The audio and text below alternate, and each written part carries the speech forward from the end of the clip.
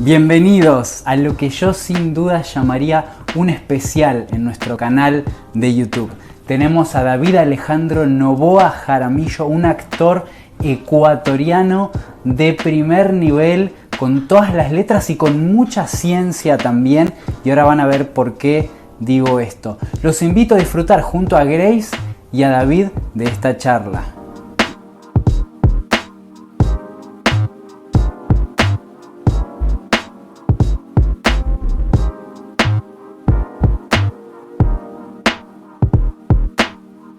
Después de la presentación de Pablo, quiero resaltar que David Alejandro Noboa Jaramillo tiene un nombre, no sé, será un nombre patricio. ¿Qué había?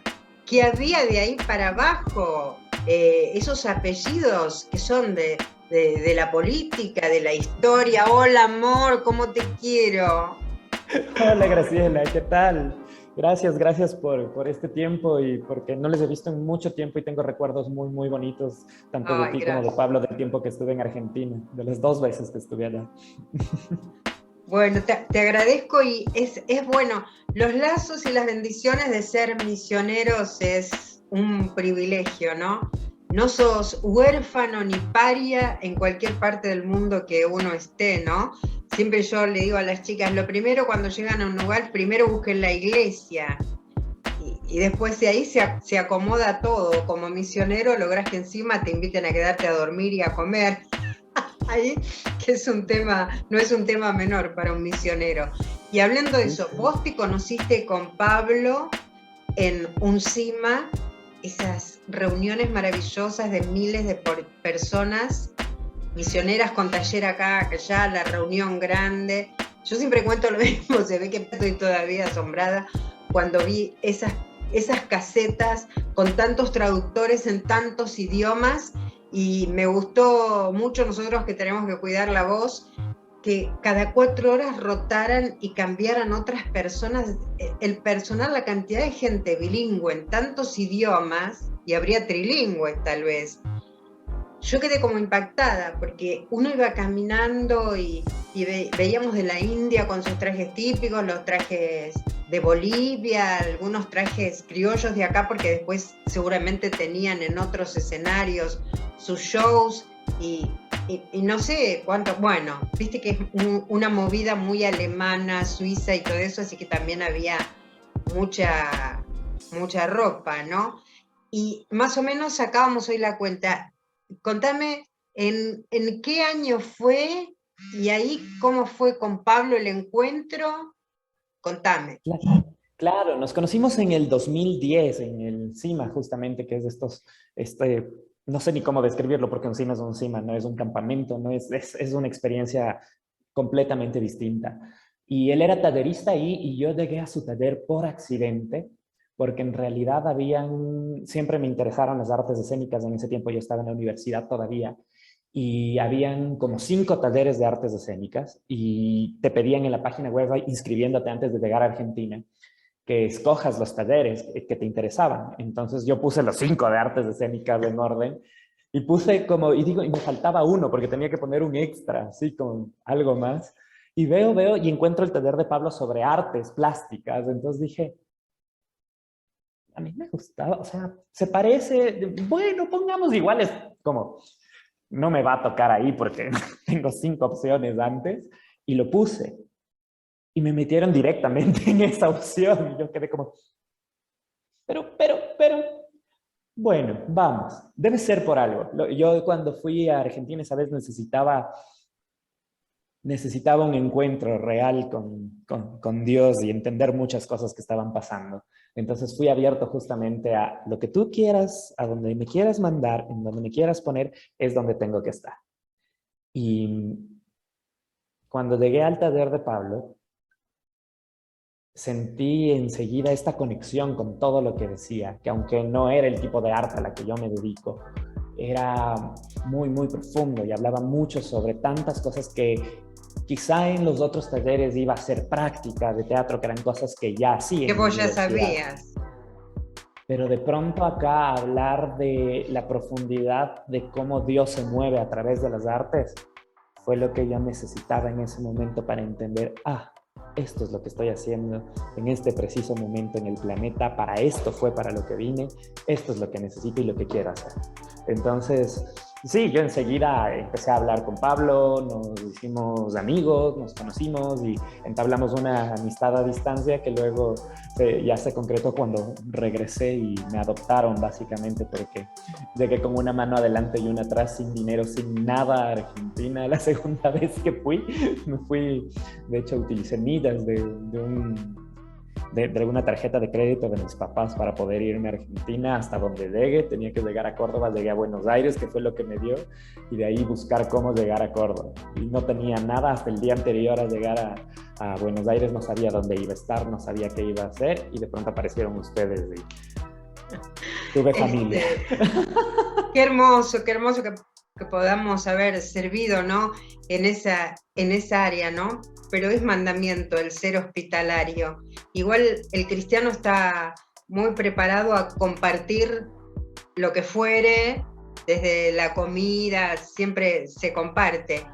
Y yo pensaba, vos sos doctor en veterinaria, pero muy interesante que nos cuentes tu título, porque acá no existe. Decime todo tu título de doctor en veterinaria, pero eso que viene incluido, que me parece maravilloso, porque yo como locutora, el locutor es un actor, pero si te pones a pensar, en cada hecho cotidiano sacamos el actor, no por falsedad, pero es así, es un proceso comunicacional.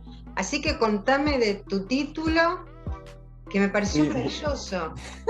Bueno, no existe en ninguna parte del planeta, todo fue casi por error que terminé con el título así, pero es por cómo estudié y cómo se maneja mi universidad. Soy médico veterinario especialista en artes escénicas. Es rarísimo, pero es maravilloso, maravilloso.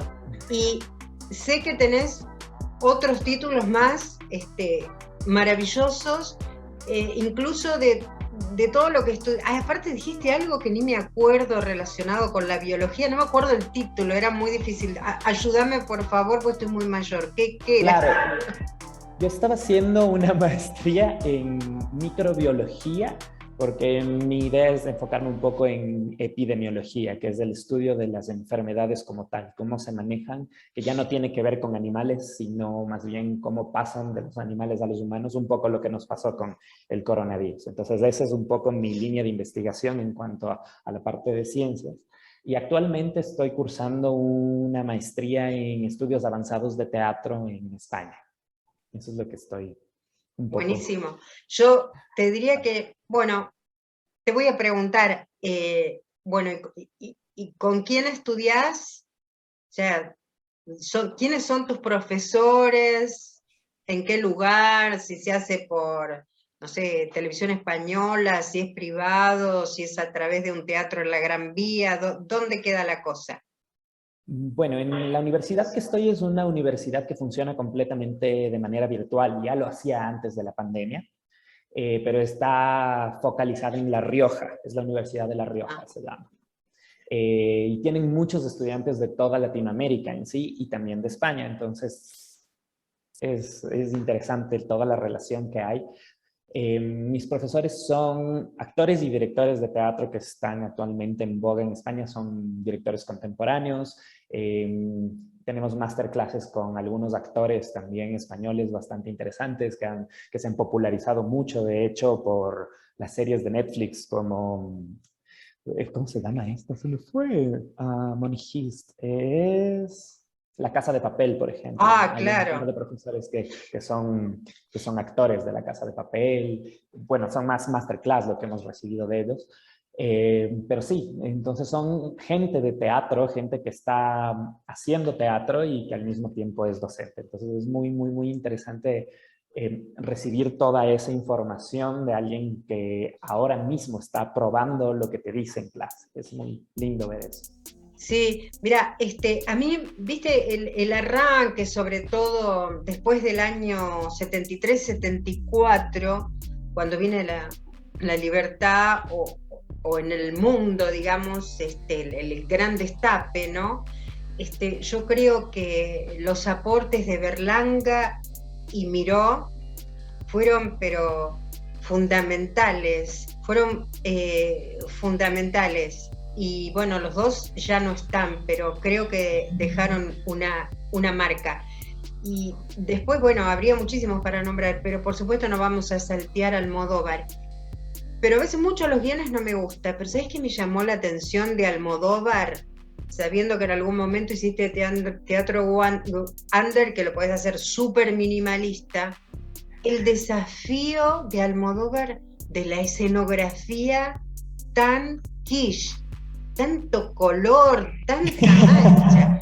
Y España no es que todos sean así, no, para nada.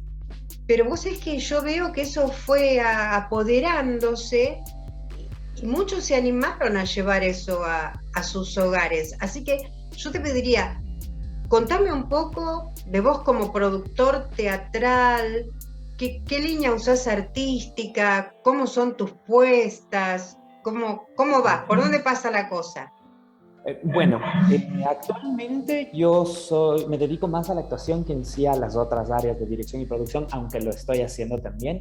Tengo un grupo de improvisación que es lo que yo estoy moviendo ahora más que nada. La tendencia con los grupos con los que estoy trabajando, tengo uno que yo soy fundador, que se llama Dada o Nada, es precisamente el dadaísmo. El dadaísmo, sí. Ajá. Me encanta. Ajá, pero lo conozco solo en pintura, imagínate, con Pablo lo conozco solo en pintura. Claro, pero el dadaísmo de hecho se originó más a través de las puestas en escenas y de la poesía en sí, y luego se tradujo a la pintura. Es lo extraño, porque normalmente las vanguardias eran al revés, de la pintura se tomaban hacia los lugares. Sabía. Pero el dadaísmo nació justamente en un café donde se reunieron un grupo de amigos que eran muchos de los teatreros, otros poetas, y lo que empezaron a hacer fue reunirse a hacer noches de poesía, donde la poesía ya no era solo las palabras, sino eran rítmicas, entonces ya no ocupaban palabras como tal, sino juegos en sí, y la gente ya no sabía lo que estaba viendo, porque el dadaísmo lo que busca es la ruptura con la estética de la época un poco. Lo que te dice es que la estética en sí, al menos en teatro, es que las artes en un punto se volvieron muy elitistas. Estaban destinadas para que alguien en específico las vea y las aprecie y no eran algo popular. Entonces el dadaísmo lo que hacía era meter estos lenguajes elitistas en situaciones más mundanas, más populares, para que esté al alcance de todos. Era algo así. Entonces el dadaísmo lo que no cree que exista la belleza eterna, nada es bello por siempre, siempre está rompiendo con sus propios cánones de lo que es bello, de lo que es bonito. Así que muchas de las obras que hacemos rompen estructuras básicas del teatro. Para empezar, nosotros nunca tenemos cuarta pared. Es decir, nosotros como actores en nuestras puestas en escena siempre estamos conscientes de que existe un público y le hacemos partícipes de nuestra obra de alguna manera. Entonces, la gente que va a ver nuestras obras, que ha visto más de una, sabe que no va a sentarse a ver algo, sino que le va a pasar algo en escena, porque nosotros vamos a salirnos, vamos a romperle, no le vamos a dejar cómodo. Entonces, esa es una de las partes que me parecen fundamentales de lo que hago y lo que me gusta hacer, porque a veces pensamos que el arte es muy contemplativa. Pensamos que el arte es algo que se debe apreciar de lejos y en realidad no es necesariamente así. Tal vez es algo que nos incluye, de lo cual podemos participar siendo rodeados por él, envueltos por el arte de alguna manera. Y eso es lo que intentamos hacer un poco con mi grupo. También los textos los manejamos de maneras que no son las tradicionales. Ahora mismo estamos montando una obra que estamos a punto de estrenamos en una semana. Y esta obra es de hecho de un escritor argentino, que es Roberto Arlt. Palabras mayores. Ajá. Es una obra maravillosa que se llama 300 millones, que nosotros cambiamos el nombre porque si bien es lindísimo el texto, el nombre no vende nada. que se llama Knock Knock, ya voy. Es la historia original de Roberto Arlt, es de una empleada doméstica española que emigró a Argentina y decide suicidarse. Entonces es un tema fuerte y Roberto Arlt nos habla de estos temas fuertes, habla de temas que son muy contemporáneos y que en su época eran, para él le tocaban mucho y que me parece muy loco que aún se mantengan, que son temas como la xenofobia, porque se habla un poco de el que sea extranjera y que le traten de una manera distinta. Se habla de la aporofobia, que es justamente este desprecio por la gente que tiene menos pobre, que a veces pasa, que ves a alguien caminando con la ropa sucia por la calle y te cambias de vereda porque piensas que puede ser agresivo o te va a robar, que pasa en todos los países del mundo. Y habla algo de esto, del desprecio a la gente pobre, y habla también de problemas de género, de maltrato a la mujer. Entonces son como temas muy, muy fuertes de tratar y que sería muy pesado para tratar en el teatro. Y nosotros decidimos trabajarlo a través de teatro, lo construimos como si fuera una obra de teatro infantil. Entonces, todos los personajes, todo es súper grande, súper Me desde un encanta. lado muy de juego. Y por esa es la ruptura que estamos haciendo en esta obra, porque son temas muy fuertes de tratar, entonces lo manejamos como si fuera orientado para niños. La obra no es para niños, es para que lo entienda un adulto, pero lo vea con otros ojos. Entonces, eso es en lo que estamos trabajando, por ejemplo. Ah, pero buenísimo, me encanta, me encantaría, Dios quiera que algún día vengan a Buenos Aires a hacerlo.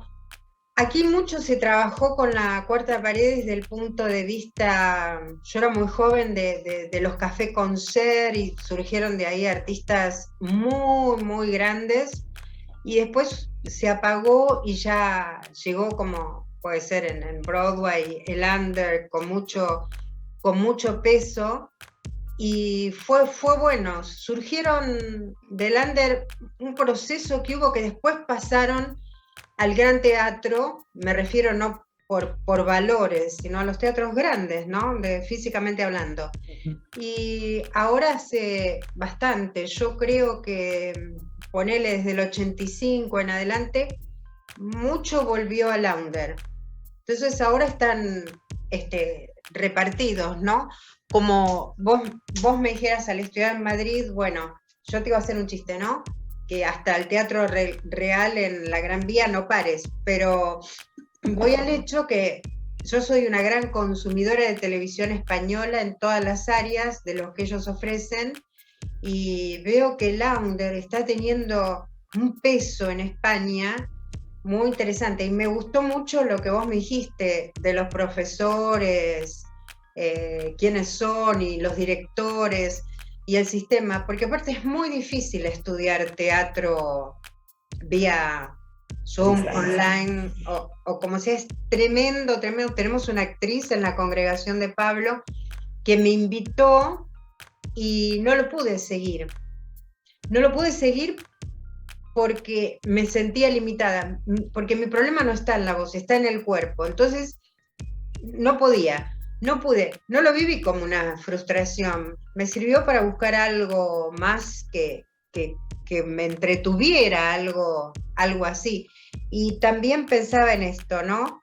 A veces es difícil conjugar porque de todas las la neurociencia, las energías y demás, aunque el Espíritu Santo nos da la gran energía, ¿cómo podés conjugar tantas profesiones? O sea, el veterinario, el actor, el productor, hay una medida que des para cada uno y arranca con la pregunta que te hice fuera de cámara, en el saludo personal, que te dije como veterinario, ¿cuántos perros tenés? Porque los veterinarios tienen 10, 12, 14, etcétera. Y a los que nos vas a presentar, estoy segura que los nombres de los perros, Pablo ya en la presentación dijo que eras de Ecuador, ¿no? Deben ser Sí. muy interesantes. Así que presentanos a tus perritos. Y segunda pregunta, la conjugación de las bios con un cuerpo en acción que tiene que llegar con una filosofía de las comunicaciones para que llegue. ¿Qué hacemos entre los perros y el clown que hay siempre en todo actor, no? Y bueno, sí. Es la pregunta que me hacen a diario en la vida, porque nadie entiende de dónde salen estas cosas. ¡Ay, qué poco original fui! No, es que es entendible, porque sí son cosas muy extremas, pero es algo que creo que desde muy chico entró en mi cabeza y lo fui definiendo de a poco, ¿no? Pero era algo que yo ya tenía. O sea, desde muy chico siempre hubieron tres cosas que me interesaron mucho, que eran las ciencias, las artes y creo que mucho por herencia familiar. Ah, Todos sí. los varones Novoa son muy buenos para dibujar. Yo soy muy bueno para dibujar también. Ajá, pero no fue algo que se explote como tal. Y también lo espiritual. Yo antes de siquiera conocer la iglesia cristiana, yo soñaba con ser pastor cristiano y no sabía por qué. Porque ni siquiera había pisado una vez en la vida una iglesia cristiana. Pero era algo que me llamaba mucho la atención. Entonces, poco a poco lo que yo fui entendiendo para mi vida y lo que me parecía que era importante es que el ser humano tiene que desarrollar siempre tres áreas en su vida. Uno, que es el área del conocimiento, que sería el área científica, de alguna manera buscar aprender algo. Dos, el área artística, que es un poco relacionado con el área expresiva, entender cómo voy a manejar, incluso emocional, cómo voy a manejar todo alrededor de mi vida. Y tercero, el área espiritual, entender hacia dónde voy, cuál es mi dirección, quién es mi dirección, qué es lo que me guía y motiva para hacer las cosas. Entonces tenía una nube así extraña de estas cosas que me gusta hacer y también creo que tiene que ver con el hecho de que soy hiperactivo y mi mente nunca está quieta, entonces necesitaba hacer varias cosas a la vez. Y me topé con personajes históricos como por ejemplo Leonardo da Vinci, que precisamente él era escultor, era pintor, pero también era un ingeniero, pero también tenía muchas notas de medicina, de anatomía, era un anatomista. Entonces dije, ay, ¿cómo hacer esto? El cerebro humano tiene la capacidad para acceder a muchas cosas y hay mucho alrededor. Y una vez que conocí quién es Dios y empecé a leer su palabra, por ejemplo, habían cosas que me llamaban mucho la atención, como es gloria de Dios todo lo creado, pero es gloria de los reyes el descubrirlas y entender que sí, que la creación de Dios es tan vasta y tan amplia que quedarnos en algo poquito, el entenderla, el conocerla, el explorarla es algo maravilloso. Y la sabiduría de Dios es multiforme, no tiene una sola forma. Entonces, significa que hay muchas maneras de acercarse a esta creación, hay muchas maneras de conocerla, hay muchas maneras de entenderla. Entonces, la espiritualidad es una, y muy importante y cercana. Pero también la ciencia es una, porque descubres otras áreas, otras cosas, lo ves desde otro enfoque. Y el arte es otro, porque Dios es creativo. Y si Dios es creativo, y esto es algo que me enseñó Pablo cuando lo conocí, si Dios es creativo, seguramente hay creatividad en mí, porque yo fui hecho a su imagen y semejanza. Amén. Entonces, esta es una forma de descubrir a Dios también. Entonces, son estas las cosas, ¿no?, que se fueron uniendo, y luego ya va a llegar otra cosa que justo era lo que había buscado. Pero vámonos, como lo que te decía, sí, tengo como, he tenido muchas mascotas, alguna vez tuve 2000 caracoles, tuve 22 perros, tuve un cerdo, tuve de todo en mi casa, pero como no es exactamente mi casa, sino era la casa de mi familia, no podía tener todos mis animales que me encantaría. Que sí, me encantan los animales, tengo una conexión muy, muy profunda con ellos y precisamente por eso estudié veterinaria. Yo crecí en una granja de cerdos, de hecho, porque mi papá también es veterinario, era el único especialista en cerdos del país. Legado, entonces, se puso en acción el legado, ¿no? Sí, aunque él nunca quiso que yo sea veterinario, ¿no? Pero yo siempre tuve esta conexión con los animales desde muy niño. Habían perros súper bravos en el barrio que nadie se les acercaba y yo me metía en sus jaulas a jugar con ellos y no me hacían nada. Entonces era porque sentía esta seguridad de que estos animales no me iban a hacer nada porque ya había como esta conexión. Entonces, siempre he tenido esa conexión. Ahora mismo tengo 3 perritos. Tengo, a ver, la más antigüita que tengo, no, el más antiguo que tengo ahora se llama Gambito, que es un perro chiquitito que es una mezcla de hasta murciélago quizá. Ya tiene estos 10 años, ya está en un punto bastante avanzado de su vida. Estamos cuidándole como a un señor, como lo es. La siguiente que tengo ahorita más antigua es Perla, que ella llegó a mi casa porque yo tenía otro perrito del que les voy a hablar luego. Y mis papás tienen una fundación que antes funcionaba acá en casa. Y una de las personas que llegó dijo, ustedes tienen estos perros, yo tengo uno que no puedo tener. Y el siguiente día nos trajo y abandonó aquí a la perrita. Y estaba en unas condiciones muy, muy feas, era muy flaquita y como ven en la foto ya no es así, ahora es un tanque. Es una bulldog americana. Y el que tengo ahora que acaba de cumplir un año se llama Teo, que en realidad se llama Doroteo Teófilus Tenochtitlán. Pero el corto es Teo. Él es un bulldog inglés.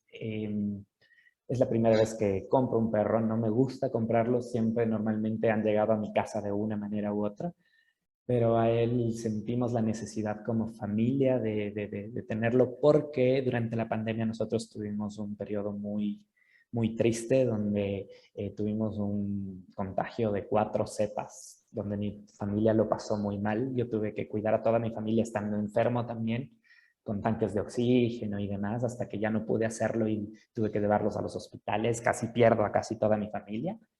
Pero gracias a Dios estamos bastante bien. La consecuencia de esto fue que esa era una de las cepas que sí se pueden pasar a animales y les pasamos a nuestros perritos porque ellos pasaban conmigo casi todo el tiempo. Y yo tenía un perro que era muy cercano a mí, que se llamaba Bruno, y él lamentablemente no soportó el virus y falleció. Entonces, como que tuvimos la necesidad de llenar el vacío de Bruno de alguna manera y así conocimos a Teo. Sí, pero a Teo, mira, le mandaste Teo, ¿no? Biblia y estudio. Después, ¿cuál me dijiste? Espérate que se me fue ahora. Teo, ¿y cuál Perla. era el otro? No, el segundo nombre de Teo. Es, claro, Doroteo Teófilus. Teófilus. Ajá. Bueno, ni te digo. Amante de Dios. Amante de Dios. Y el último, ¿dijiste Tenochtitlán? ¿O me equivoqué? Tenochtitlán. Tenochtitlán. Así que ahí le metiste de México, un poco de indigenista, un poco de cultura azteca, o griego, por ahí. Griego, pero bueno, ves que para eso sirve el Dios creativo, hasta para ser creativo, poner nombres a los animales. Así que me encantó. Y bien a la ecuatoriana, con mucho nombre, mucho claro, bien apellido, latino. ¿no? Así que claro. Maravilloso, maravilloso. Hablábamos, yo te decía que a veces es como que la gente dice, ¿para qué? Y solo Biblia. Y yo soy de la escuela que cuanto más sabes de otros temas, más podés introducirte en la evangelización sin dejar de lado la obra del Espíritu Santo y mucho más en el tiempo de la gracia, ¿no? Pero te cuento, yo he vivido de joven que, bueno, al estudiar Stanislavski, me dijeron, ese ateo y qué sé yo, y bueno, me acuerdo que me encontré con un hombre, un pastor maravilloso aquí en la Argentina, filósofo de literatura extraordinario, que se llama Salvador de Lutri, y me dice, ¿cómo? ¿No fuiste a ver esta obra de teatro? Y digo, bueno, pero me acabo de convertir. O sea que vos te crees que ahora te convertiste, no podés ir al teatro, no podés ir al cine, no podés leer. Pues yo venía de una iglesia hiper ortodoxa. ¡Ah! ¡Qué horror!, ¿no? Y bueno, y él, nada, menos mal que me agarró antes de quemar los libros de, qué sé yo, decirte, de Stendhal, de toda esa rama, ¿viste? Bueno, menos mal. menos mal. Y después de eso te comentaba que me puse a estudiar, vos como actor, el fenómeno del actor studio, y después yo con Lee Strasberg, y después descubrí a Stella Adler. En California y uno en Nueva York, y yo veía que algunos actores estudiaban con Stella Adler y otros en Nueva York, y después se intercambió, o sea, uno volvía a Stella Adler o iba por primera vez. Entonces tuve que investigar por qué, siendo tan buenos, en ese momento creo que la escuela Juilliard solo era ballet, ahora viste que amplió todo, ¿no? Y tuve que investigar porque me llamaba la atención, porque me acuerdo Marilyn, Marlon Brando, yo pensaba, pero Marilyn, claro, entonces no era la rubia tonta como quería vender Hollywood, y Marlon Brando, bueno, extraordinario por nombrar alguno. Bueno, ahí también estudió Viola Davis, que es uno de mis amores actuales, y Maravillosa. maravillosa. Y entonces era como esto, que Stella Adler, si eras muy bueno, por ahí enseguida te abría las puertas de Hollywood al estar en Los Ángeles. Y también daba jerarquía haber estudiado con Lee Strasberg. Entonces también uno tiene que tener una matemática, una guía, un camino a seguir, porque tuve que investigar eso, porque yo la verdad que quería saber quién sabía más. Y después la gran amiga de Viola Davis es Octavia Spencer, que es nuestra hermana en la fe. Entonces le pregunto a Pablo, ¿qué quiere decir? Que ella dice a cada rato en un reportaje que ella es nacida en el Bell Bible. Entonces Pablo me explicó que era el cinturón bíblico todo de la zona del Mississippi, Alabama. Entonces ahí fue donde me puse firmemente a estudiar quiénes eran los actores cristianos. Y los más exitosos, que la gente no se imagina, porque no eligen tanto el tipo de película, no les importa, tienen muy claro que están parados sobre una roca firme, aunque hagan algo, como hizo esa escena. Por eso a Denzel Washington nunca lo vas a ver desnudo o lo vas a ver con una sábana.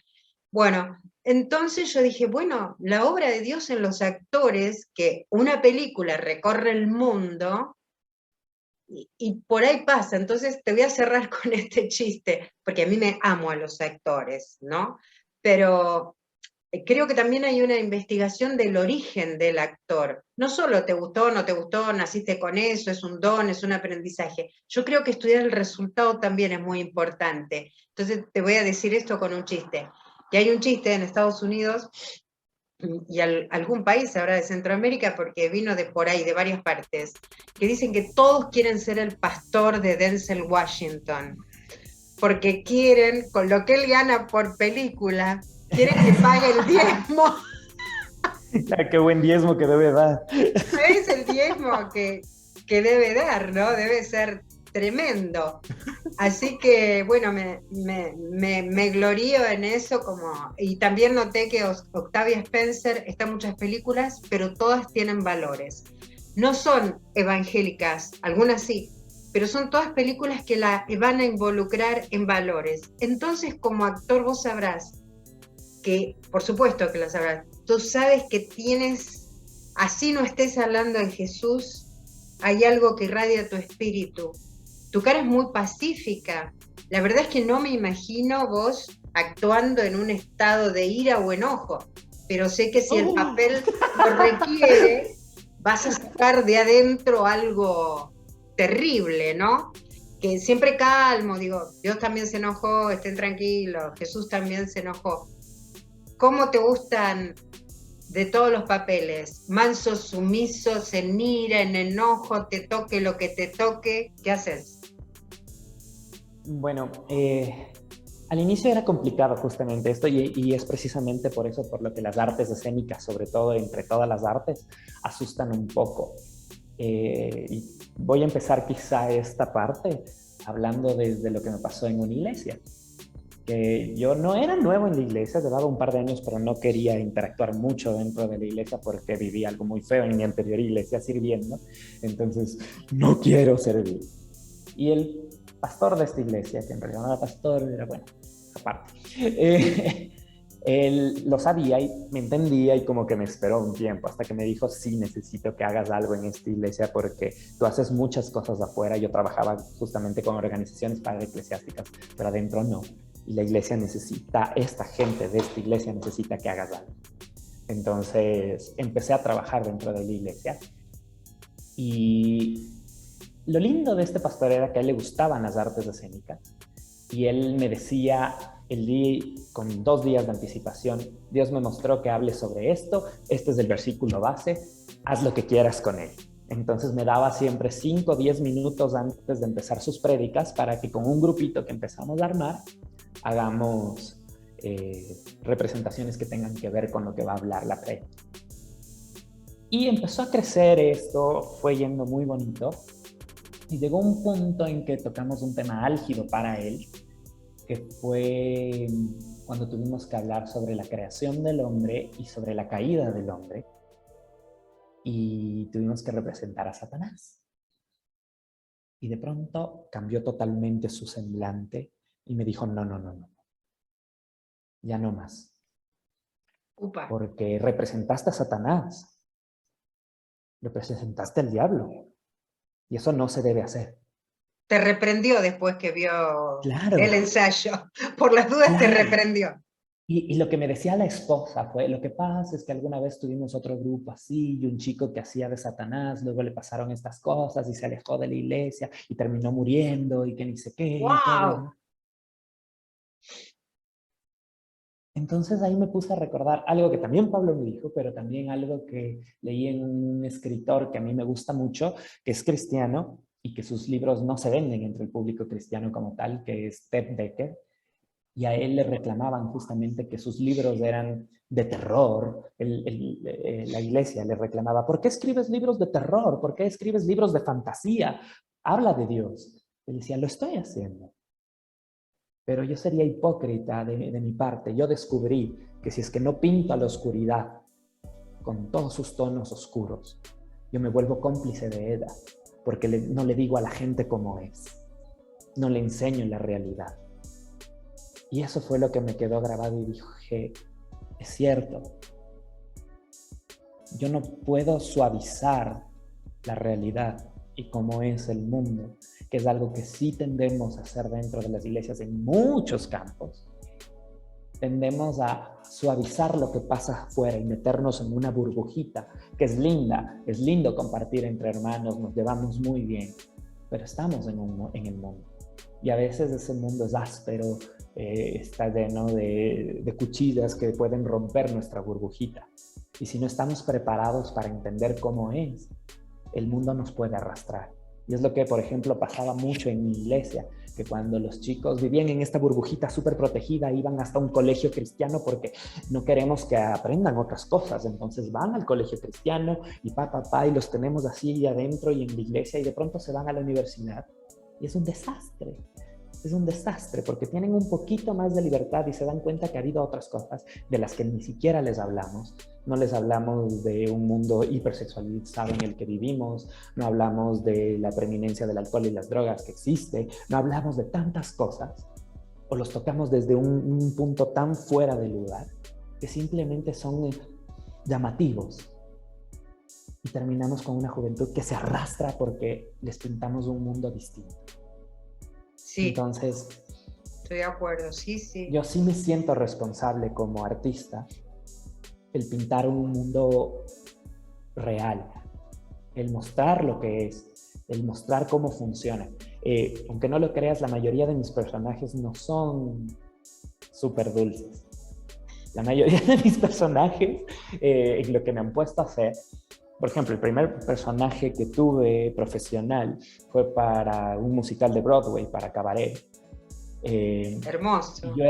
Y yo era un prostituto bisexual de 17 años. Pero como te dije antes, y después te reprendieron. No, en esa no, de hecho esa fue toda mi iglesia a ver y todos felices y todo. Sí, no, no. Chiste, era chiste. No, yo sí pensé yo dije, no, aquí se enteran de esto y me matan. Pero ahí fue cuando empecé a leer todas estas cosas y vi que hay a veces tienes que mostrar la realidad con él. Yo, por ejemplo, con lo que me decías de Octavia Spencer, claro, Octavia Spencer, todas sus obras son maravillosas, pero no sé si has visto Madre. Madre es una película de Dame terror. Más tema a ver si la vi.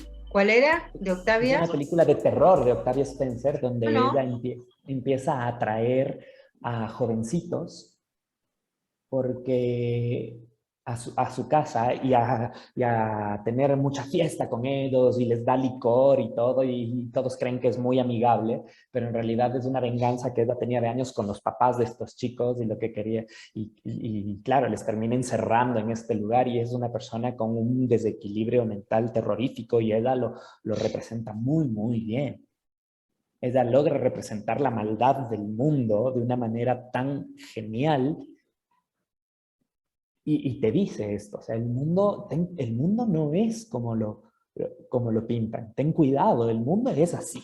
Entonces eso me pareció interesante de lo que hablamos de Octavia Spencer, porque sí, o sea, ella no se limita a los papeles fáciles, ella también hace sus papeles difíciles. Lo importante creo que es no solo el papel que haces, sino lo que dices a través de ello. Y lo que quiere, yo sí creo que todos tenemos porque muchos, bueno, se habla mucho a veces de que el arte, el teatro a veces no necesita decir nada, sino que es el arte por el arte. Pero yo creo que siempre expresa algo, y nosotros, al menos como cristianos, tenemos mucho que decir al respecto. Y mientras la obra diga y esté en relación con lo que necesitas que diga, yo sí necesito para involucrarme en un proyecto, que la obra diga algo que yo estoy dispuesto a decir. Así mi papel sea el del, como te dije, el del prostituto, mi papel sea, alguna vez fui el inquisidor, que era un tipo que torturaba a gente durante toda la obra. Yo lo único que hice fue ser realmente casi un animal que maltrataba gente, pero lo que la obra dice tenía que ser importante. Y si para que la obra diga lo que tiene que decir, yo tengo que ser esta cosa cruel y malévola, pues tiene que ser así. Sí, o sea, no es que estemos apoyando, por supuesto, y eso me hizo aprender ciertas características psicológicas. Y cuando me convertí, me permitió hablar mucho con ellos, porque podía hablar face to face y con un lenguaje. A mí no me asustan las palabras. Entonces yo podía hablar de un lenguaje. Pero ¿sabes qué me llevó a pensar? Yo a Octavia la conocí junto con Viola Davis en la película, no sé si exactamente, que acá llegó como Sirvientas de Mississippi primero, y bueno, entonces lo que yo siempre digo, no hay que tener temor, porque viste que te hace un planteo social. La influencia del clima en la película, el clima climático, 40 grados, la humedad, influyen sobre los personajes y sobre ellas que son cristianas, más las demás cristianas. Entonces, fíjate que, por ejemplo, encontré una perla en la película que muestran que primero se murió Martin Luther King y después Kennedy, y fue al revés. Pero no importa. Entonces tal vez alguna persona, la congregación está cansada de escucharme este ejemplo porque es mi película preferida. Hasta que hace poco descubrí otra, ¿no? Ya te voy a contar.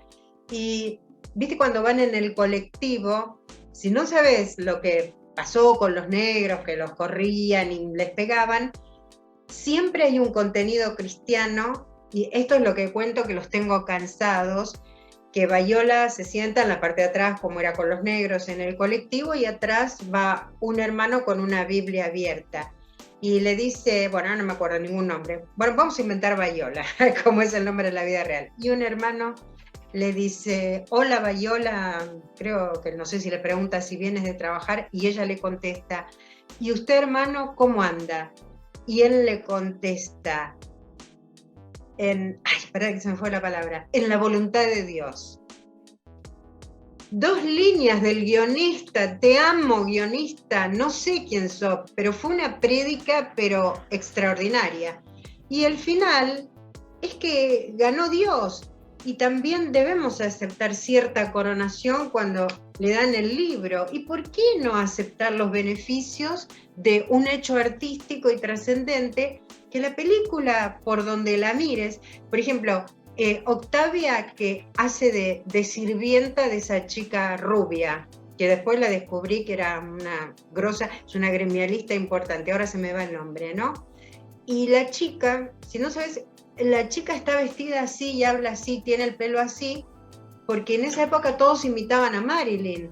Entonces, cuando uno se prepara, tiene en otras áreas, yo hablo con un cinófilo, ateo, y se produce una batalla espiritual maravillosa donde Dios va a ganar siempre. Y después esta, no sé si la viste, una película que se llama Fences, que es, te la recomiendo si no la viste, es Viola Davis, Denzel Washington, y que él es un basurero, o sea, recolector de basura, no sé cómo dicen en Ecuador. Creo que es por esa película por la que Viola Davis ganó su Oscar. Sí, exactamente.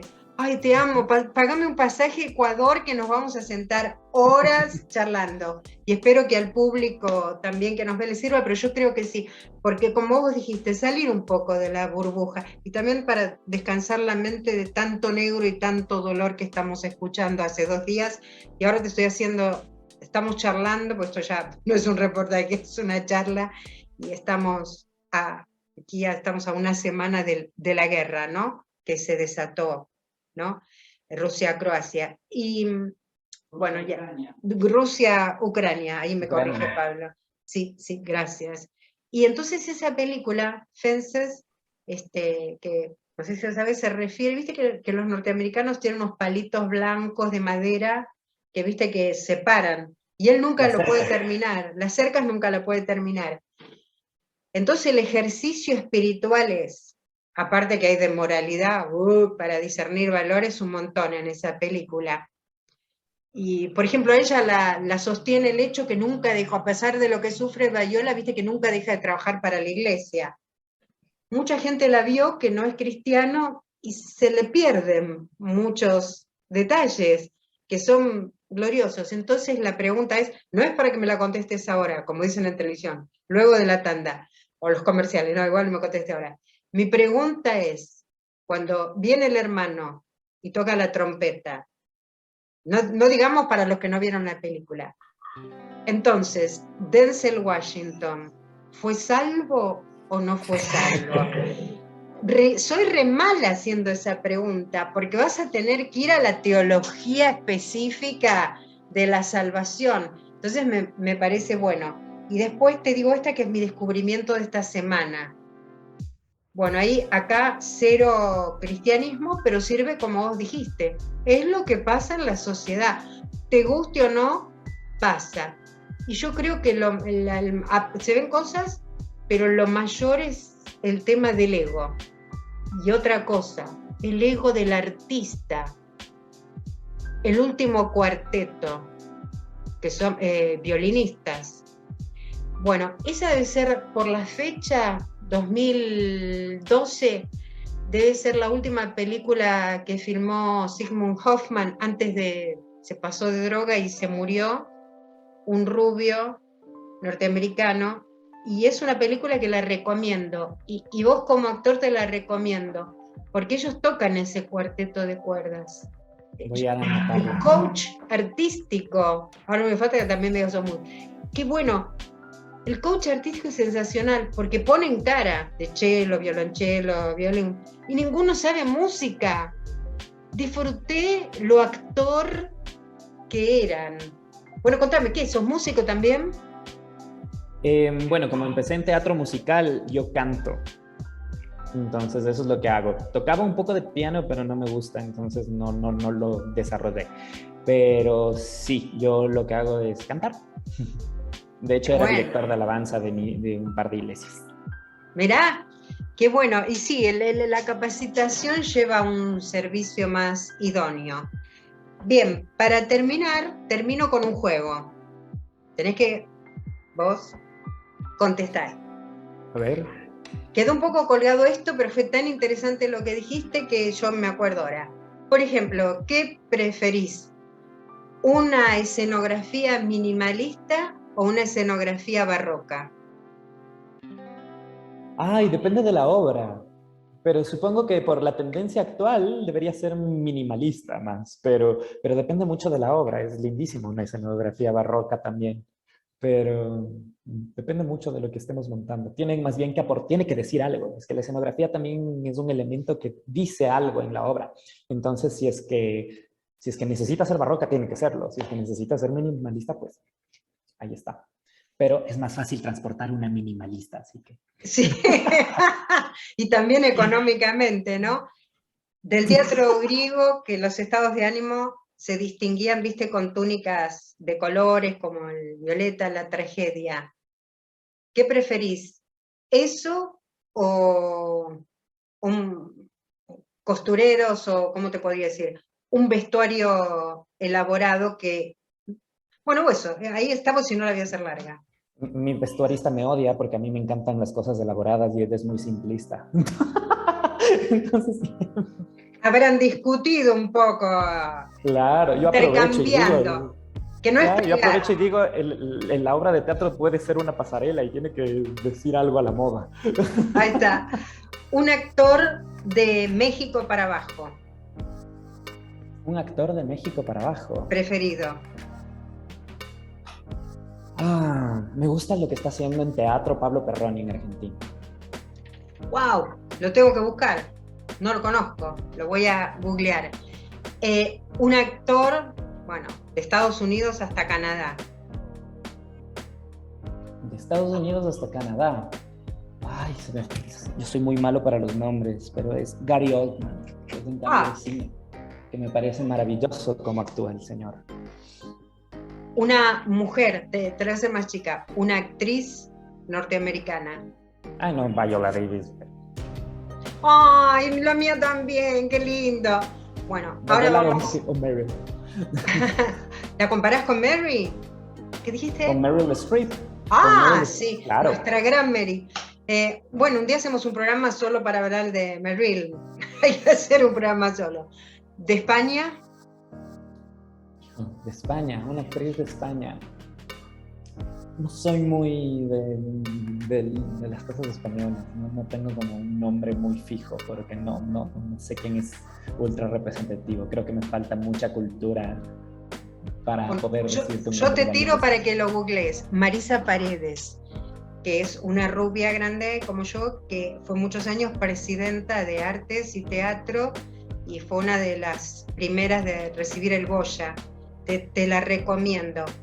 La vas a encontrar en Almodóvar, pero la vas a encontrar fuera de Almodóvar en unos tramas bastante interesantes. Y ahora va la última pregunta, que es muy importante antes de despedirte, igual Pablo va a hacer un cierre, es, ya que sos doctor en veterinaria y también, bueno, además por lo tanto la naturaleza, los animales, tenés un país privilegiado, porque tenés geográficamente 3 capas muy definidas en la geografía de Ecuador. Pero vamos al agua. ¿No querrías ofrendarme y yo voy con vos un pasaje, alojamiento con comida y nos vamos un poco a las Islas Galápagos? No he ido en... ¿Cuánto tiempo? 14 años. Ah, bueno, pero fuiste. Y como Claro. doctor en veterinaria, ¿qué hiciste cuando las viste? ¿Qué hiciste? No, es maravilloso el lugar. Es maravilloso. Claro, a mí también me regalaron ese viaje, porque me regalaron un crucero por las Islas Galápagos. ¡Ah! Tremendo. Es la mejor forma de viajar por ahí. ¿Sacaste fotos con ellas? No estoy seguro. O sea, ¿no te metiste en el agua para sacarte fotos? Claro, pero no sé si saqué fotos de muchas cosas de animales, porque yo no soy muy... Aunque en mi Instagram creo un personaje para tener fotos y porque es básicamente eso, tener un personaje para que te puedan ver en tus obras. Yo no soy muy de tomar fotos de los lugares a donde voy, porque siento que a veces el papel, igual yo no escribo muchas cosas, sino que las tengo acá, porque siento que el papel hace que yo me las olvide, y me pasa algo similar con las fotos.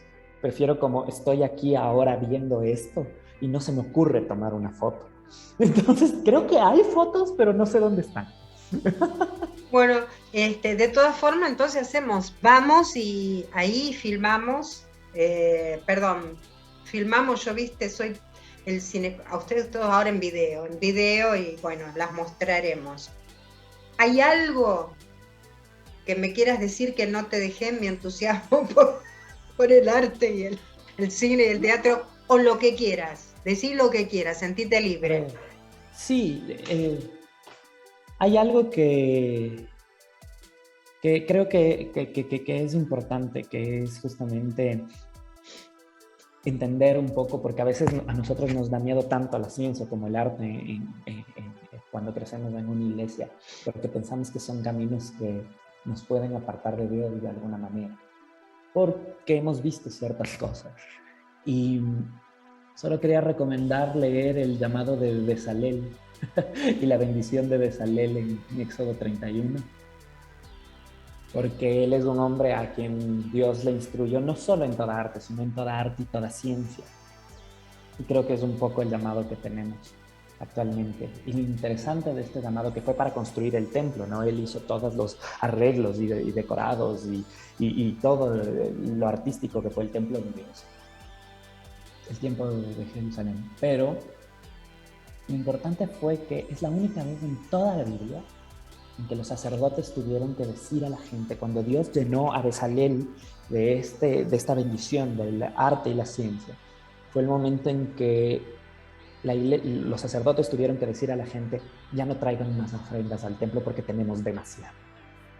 Siempre tú lees que están diciendo, lleva tu ofrenda porque Dios, necesitamos hacer esto, hay que esto y lo otro. En este momento fue la única vez en que dijeron, no ofrenden más, por favor, porque ya es mucha la bendición que tenemos. Y fue cuando Dios despertó esto en la iglesia.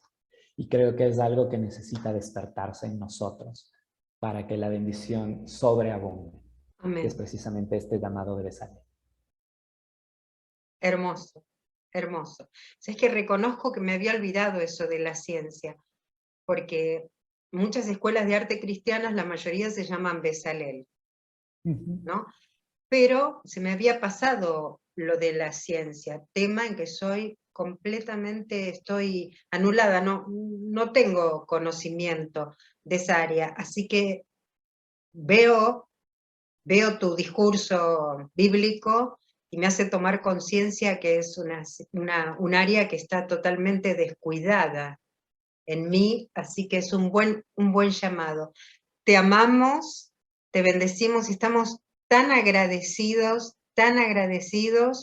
y perdón que fue una charla más que un reportaje, pero sabés todo lo que seguiría hablando de este tema, pero tengo la convicción de que fue dinámico y ameno para nuestros oyentes, y fue como, acá no tengo nada de cristal, pero fue como, no tengo ningún elemento de Pablo. Acá tengo un rollo donde envía pinturas, aguardame, acá tengo un rollo donde envía las pinturas. ¡Wow! Ahí soy yo, pues se cayó otro rollo. Entonces esta es la burbuja de cristal y ¡tac!, la rompemos.